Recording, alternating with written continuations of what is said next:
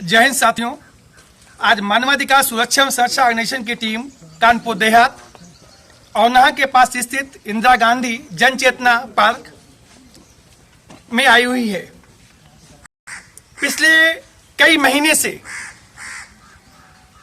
इस जो पार्क बना हुआ है, जो वर्ष 1991 में बनवाया गया था और जिसका उद्देश्य था कि कानपुर देहात के इस एरिया को, इस पार्क से जुड़ी मगई झील है जो 42 बीघे की झील है, इस और उसके बाद एक 500 इटैली झील जो 500 बीघे की झील है, ये एक उद्देश्य था जो भी सरकार ने बनवाया उसका उद्देश्य था कि इसको एक पर्यटन क्षेत्र हम लोग विकसित पर्यटन क्षेत्र के रूप में विकसित करेंगे। इसको हम लोग, उद्देश्य बहुत अच्छा था और जिस सरकार ने इसको बनाया उसकी मैं सराहना करता हूं। एक अच्छे उद्देश्य से कानपुर देहात में इस परियोजना की शुरुआत की गई, लेकिन पिछले 7-8 महीनों से कानपुर कई वरिष्ठ पत्रकारों के द्वारा, और खासकर यदि मैं बात करूं कि अमर उजाला के वरिष्ठ पत्रकार गीतेश अग्निहोत्री जी, इनके द्वारा कई न्यूज कटिंग, कई ऐसी हमने पढ़ी, अमर उजाला में पढ़ा हमने, जिसमें देखा कि काफी दिनों से इस 3-4 साल से क्षेत्रवासी इस पार्क के लिए संघर्ष कर रहे हैं, धरना प्रदर्शन कर रहे हैं, आंदोलन कर रहे हैं, लेकिन उसके बावजूद बहुत बड़ा बदलाव नहीं आया। इसके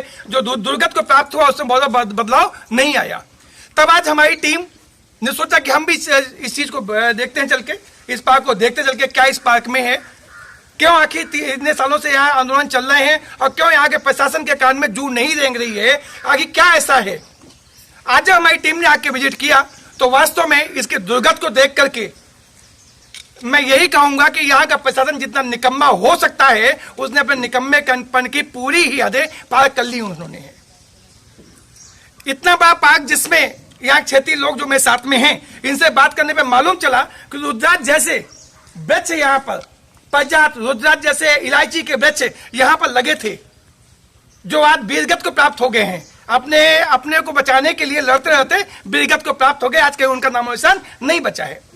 जितना भी पार्क में आप हरा भरा देख रहे हैं वो सिर्फ इस वजह से है कि ये पौधे अपने बल पर लड़ के अपना जीवन सर्वाइव कर गए और आज ये अपने आप खड़े हुए हैं। इसमें प्रशासनिक अधिकारियों कहीं भी 1% भी उनका सहयोग नहीं रहा है।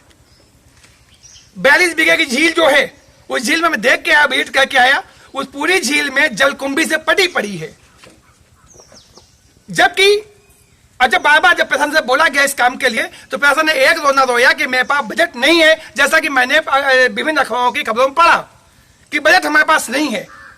बहुत सी गवर्नमेंट की ऐसी योजनाएं चल रही हमारे यहाँ पर हैं, यदि उन योजनाओं का ही हम सिर्फ उपयोग कर लेते इसमें तो आज ये पार्क दुर्गत को नहीं प्राप्त होता। जिसमें एक योजना मनरेगा योजना है, आप भी जानते हैं मनरेगा योजना, जहां मैंने देखा फिलहाल जहां मैं विजिट किया मनरेगा योजना के लिए, तो मनरेगा योजना के द्वारा जो काम किया जाता है वो सिर्फ खाना पूर्ति के अलावा कुछ नहीं है। और यदि वो खाना पूर्ति सिर्फ यहाँ करवा दी जाती, इन पार्कों में करवा दी जाती, इन मगई झील में करवा दी जाती तो हमारे ख्याल से पूरी झील साफ पड़ी होती है। लेकिन जरूरत क्या थी? एक स्वस्थ मानसिकता की जरूरत थी, एक मनसा की जरूरत थी कि हमें क्षेत्र को डेवलप करना है, जो कि हमारे कानपुर देहात प्रशासन ने नहीं किया।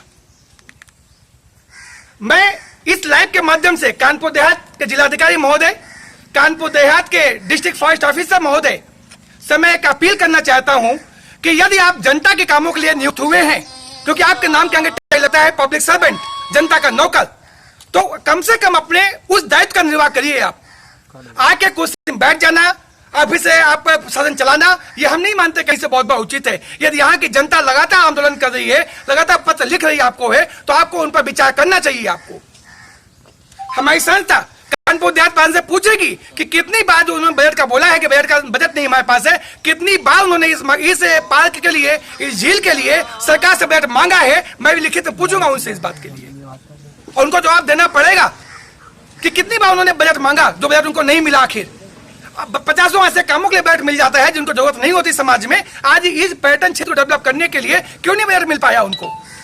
एक पार्क बदहाल अवस्था में हमारा है, अभी मातृ मुख्यालय में एक ही को पार्क बनाया, जानकारी मिली मुझे। जब एक पार्क नहीं संभाल पा रहे आप हैं तो दूसरे पार्क का निर्माण करने की क्या जरूरत थी आपको? सिर्फ कहीं ना कहीं क्योंकि ये पैसा न सरकार का होता है, न पैसा ये जनता के जो पब्लिक सर्वेंट है या डीएम न इनका पैसा होता है, पैसा होता है पब्लिक का पैसा। तो आपको पब्लिक का पैसा बर्बाद करने का कोई भी हक नहीं है आपको।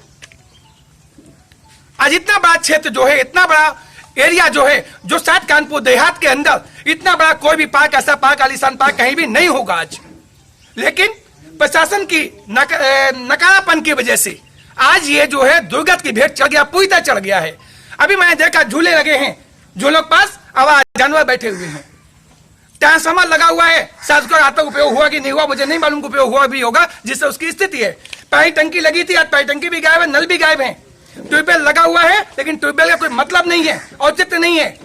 एक ये कुछ भवन बना हुआ है, बिल्डिंग बनी पार्क के अंदर, देखिए एक बिल्डिंग को, ये बिल्डिंग बनी हुई है जो आज मैंने भी अंदर जाकर देखा कहीं भी बिजली का लटक रहे हैं। मतलब कोई व्यवस्थित तरीका, एक भी ऐसा काम नहीं कर सकते इसके अंदर कि जो व्यवस्थित तरीके से यहाँ पे चल रहा हो।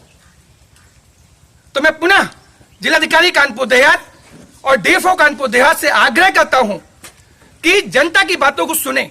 आज जो आम जनमानस जिसके लिए आप नियुक्त हुए हैं, जिसके लिए कानपुर देहात में आप नियुक्त होकर आए हैं, तो कम से कम कानपुर देहात की जनता की बातों को सुने, उनको इग्नोर ना करें।